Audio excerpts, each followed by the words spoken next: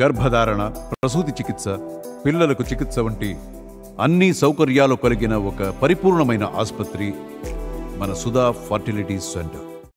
పార్టీలో పనిచేసిన పెద్దలు, ఇప్పుడు శాసనమండలి సభ్యులుగా ఉంటున్న పెద్దలు కూడా మన నాతో పాటు ఇచ్చేసిన వీరందరికీ కూడా పేరు పేరున కృతజ్ఞతలు తెలియజేసుకుంటున్నా. ముఖ్యంగా ఈ బాధ్యత నా మీద పెట్టిన ఇది శాసనమండలి సభ్యుడిగా ఉండాలని మరి నిర్ణయించిన పార్టీ అధ్యక్షులు జగన్మోహన్ రెడ్డి గారికి, మరి వారితో పాటు ఇక్కడున్న పెద్దలందరికీ కూడా మళ్లీ ఒకసారి నేను మనస్ఫూర్తిగా వాళ్ళకి కృతజ్ఞతలు తెలియజేస్తూ, తప్పకుండా వారి మనసులో ఏముందో వాళ్ళు ఏదైతే కోరుకుని కార్యక్రమం చేయాలని కోరారో దాని అంతటినీ కూడా మరి నేను నిర్వహిస్తానని చెప్పి చేస్తానని చెప్పి మనస్ఫూర్తిగా వాళ్ళకి మాటిస్తున్నాను ఈ నేపథ్యంలో. అది మండలంలో ఈసారి మండలంలో మీ రోల్ ఎలా ఉంది? ఎందుకంటే అసెంబ్లీకి ఎమ్మెల్యేలు రావట్లేదు అనేది మండలిలో అసెంబ్లీకి రాలేదు, అసెంబ్లీకి వచ్చారా, మండలిలో వచ్చారా లేదా ఇది సమస్య కాదు. ఏదైతే ప్రజల తరఫున మా పార్టీ బాధ్యతాయుతంగా ఈ అంశాలు అయితే ప్రజలకి దానివల్ల మంచి జరిగి మేలు జరుగుతుందో, ఏదైతే ప్రభుత్వాలు వచ్చి ప్రజలకు ఇచ్చిన మాటలు వాగ్దానాలు ఉన్నాయో అవి నెరవేర్చాలనేది తప్పకుండా నెరవేర్చి ప్రజలకు మేలు జరగాలనేది మా తాలూకు అభిప్రాయం. ఎవరి మీద బురద జల్లాలని, ఎవరి మీద రాయిస్తాలని అది చూసి ఆనందించాలనేది మా అభ్యంతరం కాదు. బాధ్యతాయుతంగా ప్రజల పక్షాన ప్రజల గొంతుగా నిలబడి ఇవాళ మండలిలో మా పార్టీ తాలూకా వాడిని, మా పార్టీ అభిప్రాయాన్ని, విధానాన్ని, అలాగే ప్రజల తరఫున పడుతున్న ఏమైనా ఇబ్బందులు వస్తే ఆ ఇబ్బందులకి ప్రజల దృష్టికి సభ ద్వారా ప్రభుత్వం దృష్టి తీసుకొచ్చి దాన్ని సఫలీకృతం చేయడానికి మా వంతు ప్రయత్నం చేస్తాం. ఏదండి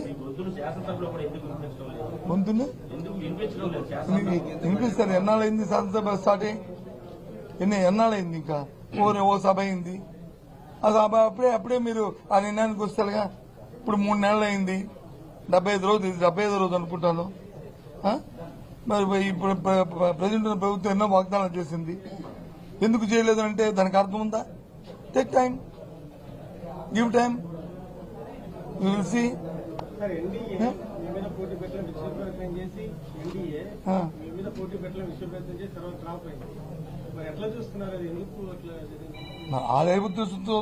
చేశారనేది నా అభిప్రాయం కాదు, కానీ జిల్లాలో ఉన్న ప్రజాప్రతినిధులు అన్ని పక్షాలు అందరూ కూడా ఏకగ్రీవంగా జిల్లా అభివృద్ధి కోసం చేయాలన్న ఆలోచన ఉన్నదని అనేది నేనైతే ఒక సదుద్దేశంతో తీసుకున్నాను.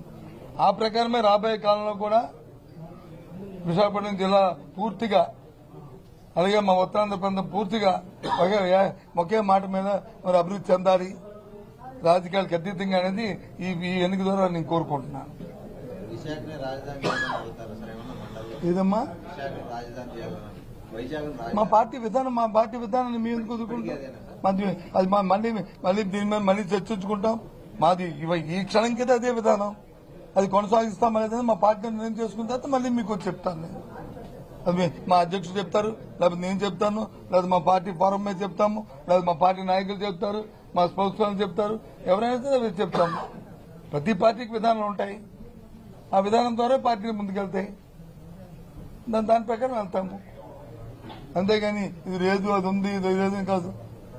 ఒకసారి అప్ అండ్ డౌన్స్ వస్తాయి, రాత్రి వస్తుంది, పగలు వస్తుంది, అలాగే పగలు రాత్రి అవుద్ది, ఆ రకంగా ఉంటాయి. 11 మందిలో 7 మంది సపరేట్ గ్రూప్ కాబోతున్నారని కూడా స్పెక్యులేషన్ నడుస్తుంది. నాకు జ్యోతిష్యం రాదు, నేనేమి జ్యోతిష్యం చెప్పిన వ్యక్తిని కాదు.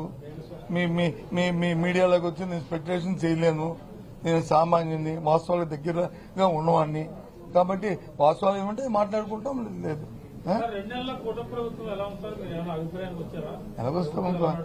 ఎలాగొస్తామబ్బా, రాజకీయాలు వేరు, వాస్తవాలు వేరు. రాజకీయాల్లో మాట్లాడుకోవాలంటే ఇచ్చిన మాటను వచ్చి మన్నాడే అమలు జరపలేదని అనుకుంటాం. వాస్తవాలకు వస్తే పరిస్థితులు వచ్చి మన చక్కదిద్దుకొని చేయాలని అనుకుంటారు. అయితే మాలాంటి వాళ్ళు ఏమనుకుంటామంటే, ఇది పరిస్థితి తెలిసే కదా వాగ్దానాలు చేశారు కదా, పరిస్థితి తెలిసే కదా చేశారు కదా, చేస్తే బాగుంటుంది, ప్రజలకు మేలు జరుగుతుందని మేము అనుకుంటాం. దానికి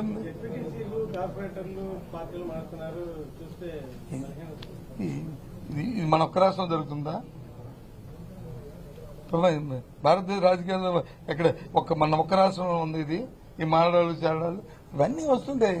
కొత్త నీరు పోయి పాత నీరు వస్తుంది, పాత నీరు పోయి కొత్త నీరు వస్తుంది. మానవుడి తాలూకా విధానాలు ఉంటాయి, ఆలోచనలు ఉంటాయి, ఆశలు ఉంటాయి. ఆశలకు అనుగుణంగా ఆలోచనకు అనుగుణంగా వెళ్తుంటారు, చేస్తుంటారు. జరిగితే మన ప్రతిభ, జరగకపోతే అవతల ప్రతిపత్తి. నేను చూస్తాను అనలేదు, అవతల అంటారు కదా అన్న. నేను చూస్తాను అనలేదు. తప్పు నా మీద తొయ్యకు.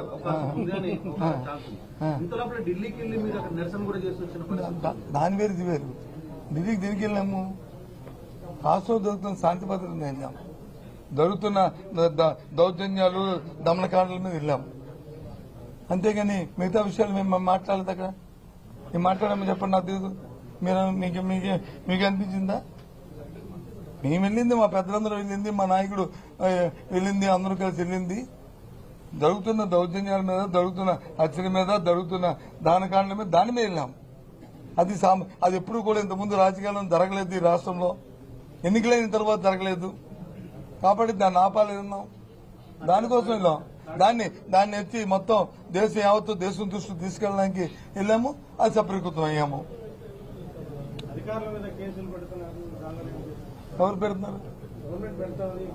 పెట్టుకో సార్. ఒకటి చెప్తాను, కేసులు పెడుతున్నారు, అధికారుల పెడుతున్నారు, లేదా మా అమ్మాయి పెడుతున్నారు, లేదా తీరం పెడుతున్నారు అనే దానికి నేను దానికి పోను. తప్పు చేసిన వాడు శిక్ష అనుభవించవలసిందే. నేను దానికి వ్యతిరేకం కాదు.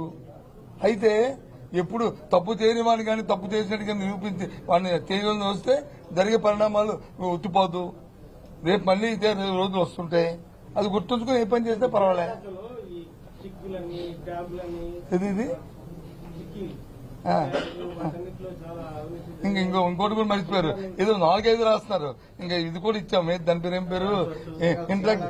ఇంటరాక్టివ్ ప్యానల్స్ కూడా రిపీట్ ఆర్డర్ ఇచ్చాం. మర్చిపోయారు మీరు.